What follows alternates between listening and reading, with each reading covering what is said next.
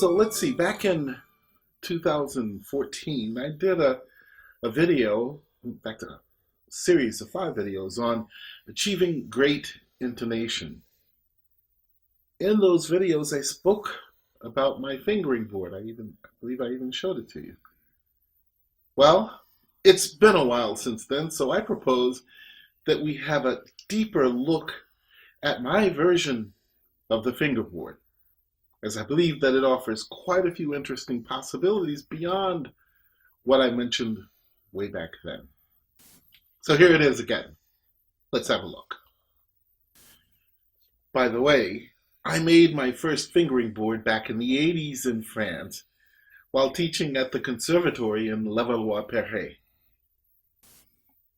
Well, when you look at it, it's fairly obvious what's going on, as each dot or circle represents the distance of 1/2 step from the other.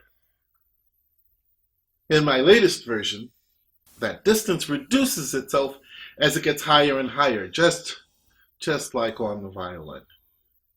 So you see, it's a very simple concept, a very simple visual aid. So how exactly do I use this visual aid? Well, I start by connecting it to a scale. First, I create a chart using the degrees of the scale, like this. And then I divide those degrees into tetrachords, like this. By dividing the scale into tetrachords, it resembles or mirrors the fingers on my left hand, of which there are only 4, if you remember. And by doing so, it describes visually the patterns used in scales. Here, have a look at a 1-octave major scale, A major. One of the hidden values in learning scales this way is that the pattern can be moved around without the need of knowing exactly what notes are involved. But before the criticisms rain in, of course, one needs to know how many sharps there are in the key of the scale that you're about to play. What this idea or concept does, however, is to begin an idea, start us thinking about how exactly to use our physical memory as it represents physical distances. Physical distances that we can see, that we can imagine. So now that all of this has been discussed, yet again, let's look further. Let's look at an ascending 3-octave B-flat major scale. And let's break it down into tetrachordal patterns. Oh yes. Here, have a look at the fingering that I use. This fingering, of which there are 4 different types of fingerings, is basically used for any scale from B-flat above. Granted, we need to start on the G string for this fingering to always work. First, here are the notes on the G string. They form the pattern half step, whole step, whole step. Now, okay, that's that pattern here. Half, whole, whole. Now let's look at the D string. We get this pattern. Whole, whole, whole. And on the A string, first we have on the bottom, whole, whole, half, with a shift. And then we get whole, whole, whole.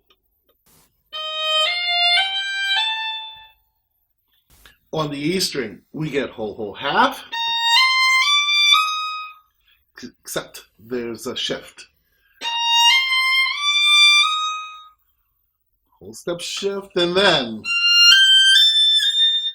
whole, whole, half.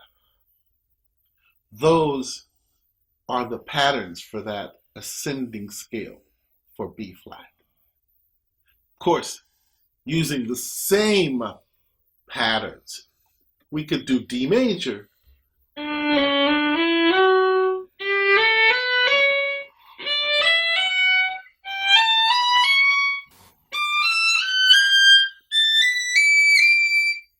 As I said, any scale above B flat that you start on the G string. Now, descending in the B flat scale, the fingering changes just a bit. We could either do 4, 4, 3, 2, 1, 3, 2, 1, or 4, 3, 2, 1, 4, 3, 2, 1. So, still the same whole, whole, half, whole, whole, half. So with all of this, we have a very fascinating, at least to me, way to look at the scale, the 3-octave scale. But let's take it even further, even deeper. Let's have a look at double stops. First, let's look at sixths. Here, have a look on the staff. Why don't we say an A and an F sharp? This makes a major sixth. Or A to F natural, which would of course make a minor sixth. But a curious thing happens when we look at it on my fingering board, as this distance actually looks like a minor second or half step. You have to use your imagination. Or a whole step. It's with that leap in my imagination that I can say that wherever I am, it's a half step or a whole step, and I'm talking about sixths. Major sixth, whole step. Minor, half step. Doesn't matter which fingerings. If I use 2, 3, whole step, half step. Wherever we are, whole step, half step. Looking at sixths this way is even useful when looking at octaves, as that distance of the first finger to the fourth finger is very overwhelming, at least in my mind, and it can be very arbitrary as well. But if we use what we've learned with sixths, it can help us determine just where to place our fourth finger, as we can measure the distance from our third finger. You see, if I want to play an octave, say from a B to a B, here is my whole step. Even when my finger is off the string, I still can measure the distance. And that helps me to locate where to put my fourth finger when I'm playing the octaves. I can even tell when it's out of tune just by looking. Here, I think that's better. So intervals can be measured using the fingering board in this way. It's almost like taking a 3D object and turning it into a 2D object. But if we're going to talk about double stops, we really need to talk about thirds.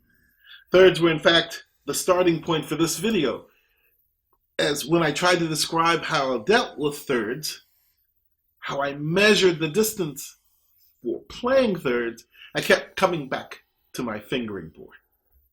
So here we go. As you see, with thirds, or shall I talk about the fingering 3-1, you can, I don't know, for me at least, I found it very difficult to be exact with the distance between those fingers. You see, all my life, I tried to measure the distance for major and minor thirds using the 2 fingers that I used to play the thirds. I mean, that's what you do, right? Seems obvious. So I would try to figure out that distance from 1 to 3.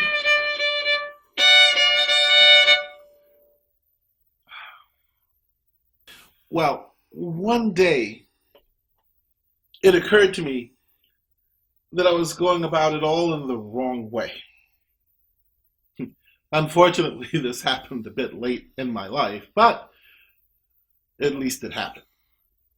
What occurred to me was the realization that I needed to determine distance for the third finger with my middle finger, my second finger. What I mean by this is that the distance between the second finger and the third for this major third is a half step. I can see that. I can then see that it's a whole step away from my first finger. I now have a way, I have the ability to measure what's happening inside that third. I mean, if it were a minor third, then we've got a whole step and a whole step. And if I use the fingers 2 and 4, or 4 and 2, it's the same, as my third finger allows me to measure the distance in the same way. Okay, so another way to use my fingering board would be to do what I call mapping. Mapping is like finding a route from one finger to another over a large distance. Take, for example, this excerpt from Beethoven's Romance in F major, the one that goes from the open G to the F. So just how in the world do you find that F natural from the G while playing the G? Well, I can think of a couple of scenarios. One would be to play the G, and now at the same time, I'm going to go from the B to the D to the F, and then it's only an octave away. How would that work? Here we go. Play the G.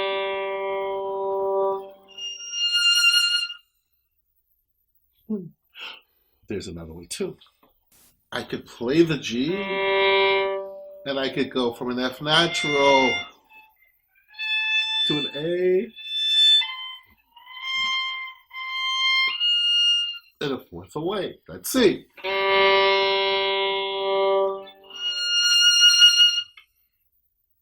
This is what I call mapping.